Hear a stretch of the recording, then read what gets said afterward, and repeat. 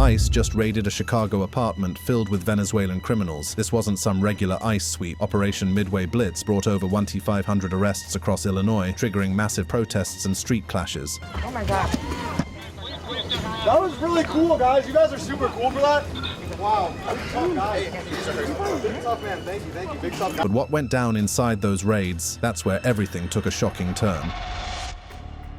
Operation Midway Blitz hits Chicago. Late September 2025, the Trump administration launched what they're calling Operation Midway Blitz across Chicago and the wider Illinois area. Named after Katie Abraham, a Chicago woman killed in a hit-and-run by an undocumented immigrant earlier in 2025, this operation represents one of the most aggressive inland immigration enforcement campaigns in recent U.S. history. We're talking about over 300 ICE agents deployed across the city, backed by Department of Homeland Security tactical units. But here's where it gets wild. These aren't your standard immigration checkpoints at the border. We're talking Black Hawk helicopters hovering over South Side neighborhoods, agents rappelling from choppers onto apartment building rooftops in the middle of the night, and armed federal agents patrolling the Chicago River in tactical boats. By early October, DHS reported over 900 arrests across Illinois, with roughly 700 of those happening in the Chicago metro area. Now, federal officials are saying they're targeting violent criminals, people with records for assault, drug trafficking, sex offenses, gang affiliations. They're specifically mentioning Tren de Aragua, a Venezuelan transnational gang linked to murders, extortion, and human trafficking. Listen to how federal agents are describing what went down.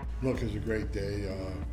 This is all government approach. Look, I've been doing this 3.5 decades, and what President Trump has put together is amazing out here in Chicago. Federal agents celebrating what they're calling a success, but when you dig into what's actually happening on the ground, the picture gets way more complicated. Community organizations are reporting that many of the people being arrested aren't violent criminals at all. We're talking day laborers, street vendors, people with no criminal record beyond immigration violations. Families are being separated, kids are being left behind when their parents get picked up. The tactics being used are straight out of a military playbook. Door-to-door searches in apartment complexes, often happening before dawn or late at night. Drones flying overhead for reconnaissance. AI tools monitoring social media for what they call threats or leads. It's creating this atmosphere where entire neighborhoods feel like they're under siege. Take what went down in South Shore on October 1st and 2nd. More than 300 agents stormed an apartment complex where they believed members of Tren de Aragua were hiding out. They arrested 37 people, including 12 with violent criminal histories. But here's the thing. Residents, including children, were detained for hours, zip-tied, and questioned. Videos from the scene show agents separating families, and critics are saying they were doing it based on how people looked, their ethnicity. Check out this interaction between agents and residents during one of these raids. ¿Cómo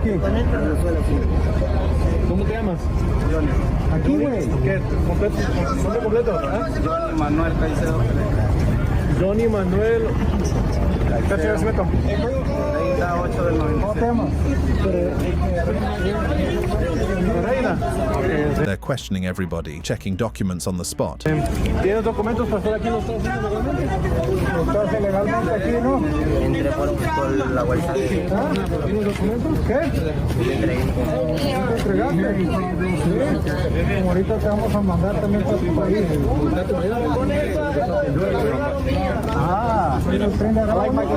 Even people with documents are being threatened with deportation. And notice how the conversation turns. Dudes trying to connect, talking about Michael Jordan, but the agents have already made up their minds. No guns were found in that South Shore raid, no drugs seized, but DHS came out and said they disrupted what they called a terror cell. That language right there tells you how they're framing this whole operation. Then you got what happened in Broadview, a Chicago suburb, on October 4th. Protesters showed up trying to block ICE vehicles. Things escalated quick. Federal agents fired what they called defensive shots at an armed woman who turned out to be a US citizen. She'd been posting information about ICE agents online, what they call doxing. She drove herself to the hospital afterward. That same day, 3 people were killed in a related shooting at an ICE facility in Dallas. The whole situation is showing how tense things have gotten nationwide. Chicago's been a sanctuary city for years under Mayor Brandon Johnson and Governor J.B. Pritzker. They've made it clear the city won't cooperate with federal immigration enforcement. Chicago's got over 1.8 million foreign-born residents, immigrants. That's a huge portion of the population. Industries like construction and food service depend heavily on immigrant workers, many of them undocumented. So when the feds roll in with this kind of force, it's not just an immigration issue. It's economic, it's social, it's political. You got families scared to send their kids to school. Businesses in neighborhoods like Little Village reporting revenue drops of 40 to 50% because people are afraid to go outside. Chicago public schools saw 12,000 absences, mostly English language learners, because parents were keeping their kids home. The federal government is using some serious hardware for all this. We're talking about the kind of equipment you'd see in overseas military operations. Black Hawk helicopters with agents rappelling onto rooftops. Tactical teams doing what they call surprise entries, basically breaching doors without warning. They're using AI-driven social media surveillance to track people, monitor conversations, identify targets. And it's not just ICE. This is what they call an all-government approach. Listen to the agencies involved. It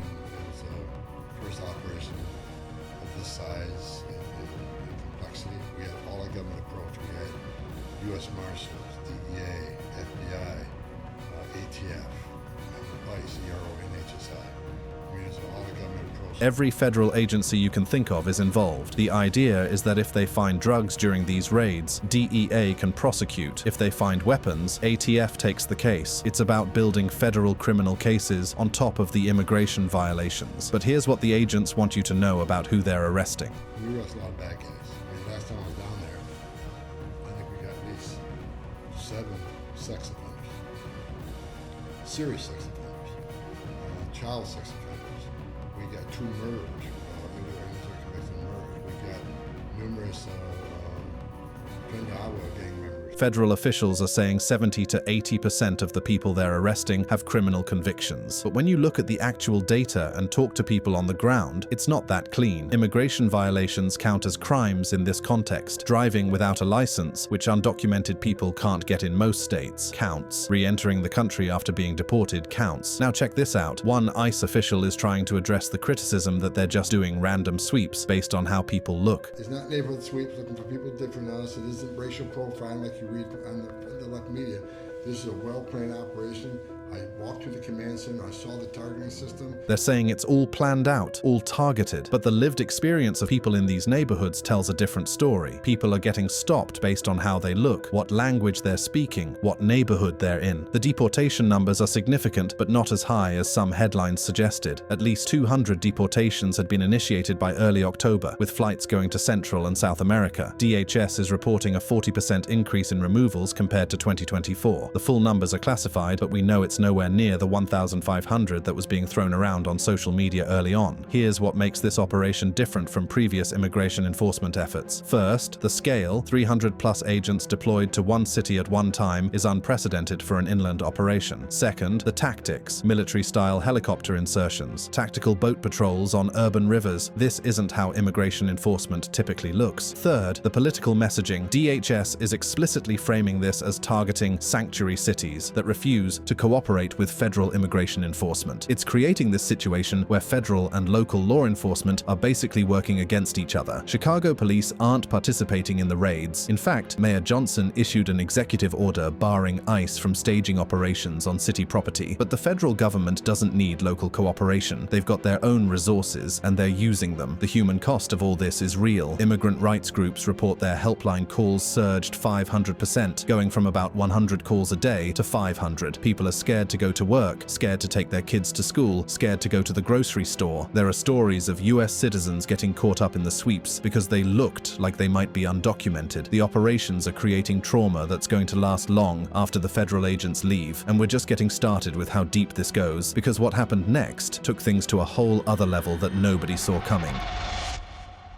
National Guard deployment and river patrols. Just when people thought it couldn't get more intense, President Trump authorized 300 Illinois National Guard troops to deploy to Chicago on October 4th. This wasn't a request from the governor. In fact, Governor Pritzker was completely opposed to it. Trump used what's called federalization under Title 10 of the US Code, basically overriding state authority and bringing in military forces. Now, technically, the Guard isn't making arrests. Their stated mission is securing ICE facilities, crowd control, and protecting protecting federal agents from what DHS called riots and attacks. But having uniformed military personnel on American streets supporting immigration enforcement, that's crossing a line that makes a lot of people uncomfortable, regardless of where they stand on immigration. Governor Pritzker called it an ultimatum and un-American, arguing it militarizes domestic policing. He's got a point when you look at the history. The Posse Comitatus Act, passed way back in 1878, specifically prohibits using the military for civilian law enforcement. There are exceptions, like the Insurrection Act, but those are supposed to be for extreme situations like actual rebellions or when state governments can't maintain order. A federal judge in Oregon had just issued a temporary restraining order on October 5th, questioning whether similar National Guard deployments in Portland were constitutional. But by October 5th, the Guard troops had already arrived in Chicago. They weren't leading raids, but their presence at ICE facilities and around protest sites was having an effect, making the whole operation feel more like a military occupation than law enforcement. The protests that were happening daily were getting bigger and more confrontational. At the Broadview ICE facility, there had been 17 arrests since September 19th. Protesters were blocking roads, trying to prevent ICE vehicles from leaving with detainees. Federal agents responded with tear gas, pepper balls, rubber bullets. Journalists covering the protests were getting caught in the middle, some of them getting detained along with the protesters. Here's what was happening on the ground at these protests. The footage is intense. God is watching you. God is watching you. God is watching you. God is watching you. And you will pay for this. Come to the sidewalk because they're going to keep shooting him. I mean, telling you he watched Protesters are calling out the agents, but they're also warning each other about getting shot with less lethal rounds. The situation is getting dangerous for everybody out there. Get hit the top of his head.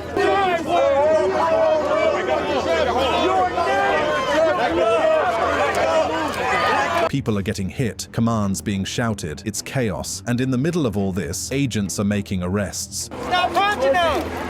Hey, make sure to keep his airway free, all right? I know y'all don't like to do that.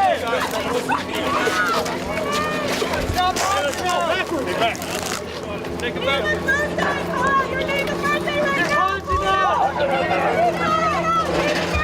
Protesters are documenting agents getting physical with people on the ground. The tension is real, and it's escalating every day. But here's where things get really wild. Starting September 25th, US Border Patrol, not ICE, but Border Patrol, started putting boats on the Chicago River. Yes, you read that right. Border Patrol boats in Chicago, about 500 miles from the nearest international border. 4 marked Border Patrol boats launched from downtown marinas, each carrying 4 to 6 masked agents armed with rifles. Eyewitnesses and videos showed them cruising near State Street and the Riverwalk, one of the most tourist-heavy parts of downtown Chicago. These are high-speed patrol vessels, 25 to 30 feet long, equipped with blue lights, sirens, and radar. The Border Patrol commander, Gregory Bovino, posted a video on social media showing agents boarding the boats with the caption, "To the boats, swift in, execute mission, swift out." The idea was they could use the river for rapid insertions, approach a target area via water, disembark for arrests, then retreat back to the boats to avoid crowds and protesters. By September 30th, the boat patrols were running alongside foot agents on Wacker Drive and the Riverwalk near Trump Tower. They were using drones and helicopters for overhead surveillance. The FAA had closed a 15 nautical mile radius around downtown for drone operations until October 12th. This was coordinated military-style tactical planning happening in the middle of one of America's biggest cities. The agents on these boats were wearing full tactical gear, camouflage fatigues, body armor, helmets, masks. They were carrying AR-15 style rifles, handguns, tasers, and non-lethal munitions like pepper balls and tear gas canisters. When the boats were moving, agents would maintain what they call high-ready positions, weapons up, scanning the shoreline for what they called runners, people trying to flee. Bovino defended the tactics in an interview, saying, "Lakes and rivers are borders too. Wherever the border's at, that's where Border Patrol is gonna be." But critics pointed out that Lake Michigan and the Chicago River aren't borders. There's no international boundary there. The Illinois Coalition for Immigrant and Refugee Rights called it a publicity stunt, saying it was about intimidation and creating a visible show of force rather than actual enforcement needs. The river patrols were coordinating with ground operations. ICE would conduct raids at apartment complexes in neighborhoods like River North, and Border Patrol boats would be positioned to ferry agents to and from the sites, or to cut off escape routes if targets tried to flee toward the water. They used unmarked vans for pickups at river-adjacent locations. On September 28th, agents detained a family, a woman and children, near Millennium Park. That same day, they chased and arrested arrested a man on Superior Street after he tried to run. These weren't happening right at the water's edge, but the boat patrols were part of the broader operation creating this net across downtown. The tactical approach relied on what Bovino called articulable facts for making stops. In an interview, he explicitly said this included how they look, citing Supreme Court precedents that allow race and language to be factors in immigration enforcement. That's profiling, straight up. And it's legal under current case law when it comes to immigration enforcement, even though it would be unconstitutional for regular criminal law enforcement. The bigger raids were happening in neighborhoods further from downtown. On October 1st, that massive South Shore apartment raid with over 300 agents that resulted in 37 arrests. But it also meant residents, including families with kids, were detained for hours while agents searched the building. People were zip-tied and questioned without being arrested. There were workplace raids too. Home Depot stores were getting hit, with agents arresting day laborers in parking lots. Street vendors were being picked up. These weren't exactly the worst of the worst criminal illegal aliens that DHS Secretary Kristi Noem was talking about in press conferences. The use of force was escalating. On October 4th, there was that incident in Brighton Park where federal agents rammed a suspect's vehicle, which led to a protester firing shots. One agent was killed in a separate incident on September 12th in Franklin Park when a suspect dragged him with a car and he fired his weapon. By October 5th, federal agents were using tear gas and less lethal munitions pretty liberally. A CBS reporter's vehicle got hit with pepper balls during a protest. The Guardian documented federal agents using body slams, tear gas, and pepper balls against protesters and journalists who were just trying to cover what was happening. The economic impact was real. Businesses in neighborhoods like Little Village, a predominantly Mexican-American area, were seeing massive drops in revenue. People weren't going out. Mexican Independence Day celebrations got relocated because people were afraid federal agents would show up. Construction sites were short-staffed because workers were scared to show up. Restaurants couldn't find enough kitchen staff. Chicago public schools reported 12,000 absences, most of them English language learners. Parents were keeping kids home because they were afraid. What if ICE showed up at the school? What if parents got arrested during drop-off? The fear was pervasive, and it was affecting every aspect of community life. Immigrant rights organizations saw their helpline calls go from about 100 a day to 500 a day, a 500% increase. People were calling asking what to do if agents showed up at their door. What rights did they have? Should they open the door? What about their kids if they got arrested? Could they be deported without seeing a judge? Legal advocates were trying to educate people about their rights, but the reality is, when federal agents with military gear and weapons show up at your door, knowing your rights doesn't make you feel any safer. And in many cases, the raids were happening so fast that people didn't have time to even think about rights. They were just trying to figure out what was happening and make sure their kids were okay. Mayor Johnson responded by issuing an executive order on October 6th, banning ICE from staging operations on city property. It was mostly symbolic, since ICE doesn't need city property or cooperation, but it was a statement. The city wasn't going to facilitate these operations. The situation in Chicago was mirroring what was happening in other sanctuary cities across the country. New York was seeing similar operations at immigration courts. Portland had National Guard troops deployed for protests at ICE facilities there. Los Angeles was dealing with workplace raids, but Chicago was becoming the most visible, most confrontational example of what this new immigration enforcement strategy looked like. And while all of this was unfolding on the streets, there were legal and political battles happening behind the scenes that would determine whether this becomes the new normal or gets shut down by the courts. But there's one more thing coming that nobody expected.